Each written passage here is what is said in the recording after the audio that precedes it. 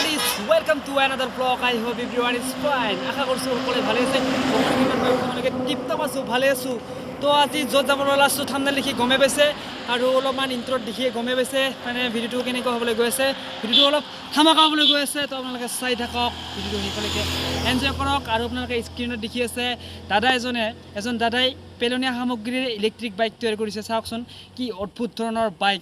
এই অদ্ভুত ধৰণৰ বাইকখন আমি চাবলৈ গৈ আছোঁ। মোৰ লগত আছে কেজিচি ব্ৰাদাৰ। তো কেজিচি ব্ৰাদাৰ আৰু মই গৈ আছোঁ। ভিডিঅ'টো শেষলৈকে চাই থাকক। এতিয়া দেৰি নকৰাকৈ আমি গৈ থাকোঁ। অদ্ভুত ইলেক্ট্ৰিক বাইকখন চাবলৈ আমি যাব লাগিব যোগীঘোপা কচুদলালৈ। এতিয়া আমি গৈ আছোঁ, বৰ্তমান খগৰপুৰ পালোঁ। তো বলকচোন সুন্দৰ যাত্ৰাৰে। হেল্ল' বাডিজ, তো ফাইনেলি সুন্দৰ যাত্ৰাৰে আহি পালোঁ কচুদলা দিগন্তদাৰ ঘৰত। আৰু এতিয়া দিগন্তদা আছে মোৰ ওচৰত। দিগন্তদা স্বাগতম জনাইছোঁ মোৰ চেনেলত। তো দিগন্তদাৰ ঘৰত আহিলোঁ, বাইক এখন তৈয়াৰ কৰিছে। এইফালে চাওক, এই বাইকখন মানে বৰ্তমান খুলিছে। আমাৰ দুৰ্ভাগ্য, এইখন এতিয়া খুলিছে। দিগন্তদাই এতিয়া কি কৰিব? দিগন্তদা এইখন মই লেণ্ড ৱাটাৰ বাইক বনাম। লেণ্ড ৱাটাৰ মাটিত চলাখনতো হৈ গৈছে, আপোনালোকে চাইছে চাগে। তো এইখন এতিয়া পানীত চলিব, দুটা মাধ্যমতে চলিব।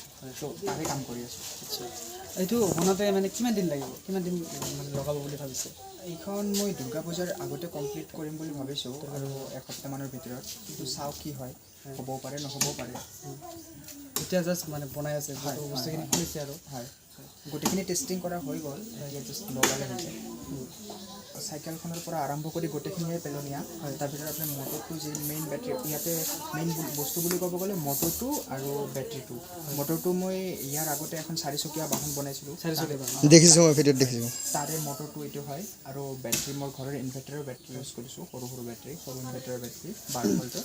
তো সেইবোৰ ইউজ কৰি, আৰু আপোনালোকে ইয়াতে দেখা পাই আছে যিবোৰ টেংকটো নহয়, এইটো শ্বেফ, এইটো ষ্টিলৰ এটা গামলাৰ পৰা এতিয়া বনাইছোঁ। আৰু আপোনালোকে যিটো হেডলাইট ইয়াতে যিটো আছে, সেইটো বাল্টিৰ পৰা ইয়াতে বনাই দিয়া হৈছে। মানে গোটেইখিনি ইয়াতে ৱেষ্ট মেটেৰিয়েলে।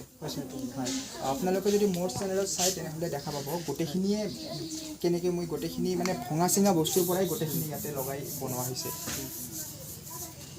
আৰু বাকী কিমান দূৰ হৈছে কামখিনি, কিমান দূৰ আগবাঢ়িছে? এতিয়া মোৰ আচল কথা টেষ্টিংবোৰে মেইন আছিলে, তাতে টেষ্টিঙতে টাইম লাগি যায়। তো সেই কামটো হৈছে, তেতিয়া লগালে হৈ যায়, ফিটিং কৰিলে হৈ যাব। হয়, এই ফিটিং কৰোঁতে 3-4 দিনমানৰ প্ৰয়োজন। ইলেক্ট্ৰিক বাইকখন যে বনাইছে, তো কিমান দিনৰ পৰা আপোনাৰ মানে মনত ধাৰণাটো আহিছিল?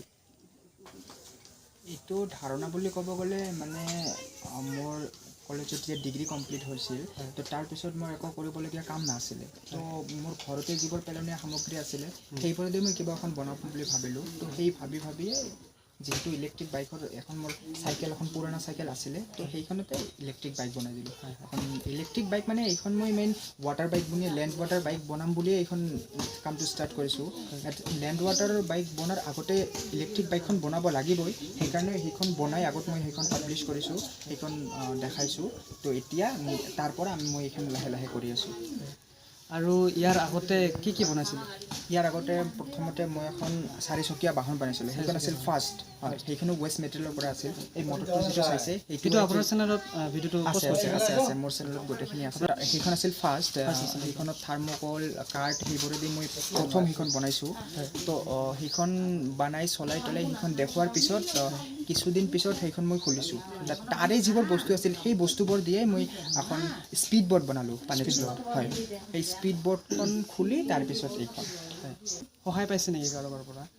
হয়, কলেজৰ পৰা মোক সহায় কৰিছিলে। কিন্তু তাৰে সেই কলেজৰ পৰা মোক যিখিনি আৰ্থিক অনুদান আগবঢ়াইছিল, তাৰ পৰাই মই মেচিনবোৰ কিনি লৈছোঁ। হয়, তো প্ৰথম যেতিয়া মই গাড়ীখন বনাইছিলোঁ, তেতিয়া মোৰ লগত কোনো ধৰণৰ মেচিন নাছিলে। তো তেতিয়া নিজে কিবা কিবি মেচিন, কিবা এটা ফুটা কৰা বস্তু, কিবা এটা কটা বস্তু, ফেনৰ মটৰতে সেইটো দি বনাই মই সেইখন বনাইছোঁ। কিন্তু এতিয়া ক'ব গ'লে মোৰ লগত গোটেইখিনি মেচিনে আছে। পিছত আৰু কি বনাম বুলি ভাবিছে?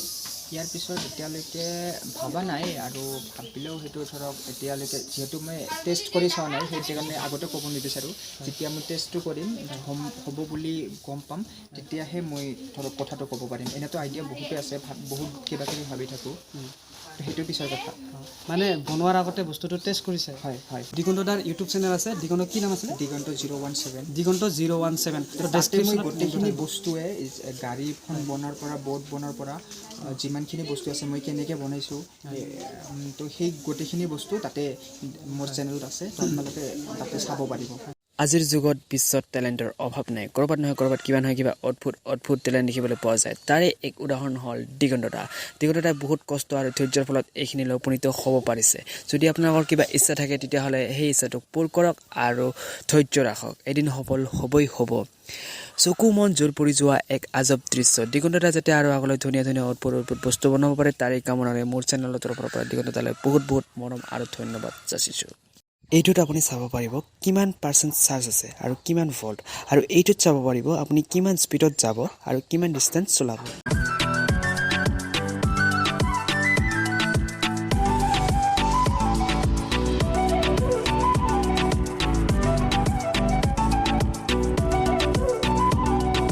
বহুত ভাল লাগিল দিগন্ত দাক লগ পাই আজি মোৰো ভাল লাগিল তো বাই বাই দিগন্ত দা ঠিক আছে তো বাদিছ আজিৰ ব্লগটো ইমানেই আছিলে আজিৰ ব্লগটো মই ইয়াতে সামৰিছোঁ পুনৰ লগ পাম সকলোকে অন্য এটি ব্লগত আজিৰ ভিডিঅ'টো কেনেকুৱা পাইছে কমেণ্ট কৰি জনাব নিশ্চয় ভালে পাইছে দিগন্ত দাৰ এইখিনি টেলেণ্টৰ বাবে আপোনালোকে অলপ ভিডিঅ'টো লাইক কৰিব আৰু লগতে দিগন্ত দা কওকচোন অলপমান লগতে যদি ভিডিঅ'টো ভাল লাগে তেনেহ'লে নিশ্চয় ইয়াৰ চেনেলটো ছাবস্ক্ৰাইব কৰিব লাইক শ্বেয়াৰ ছাবস্ক্ৰাইব কৰিব ঠিক আছে বহুত ভাল লাগিলে আৰু কেতিয়াবা লগ পাম তো আজিৰ ব্লগটো মই ইয়াতে সামৰিছোঁ always be fine be happy and thanks for ৱাচিং বাই বাই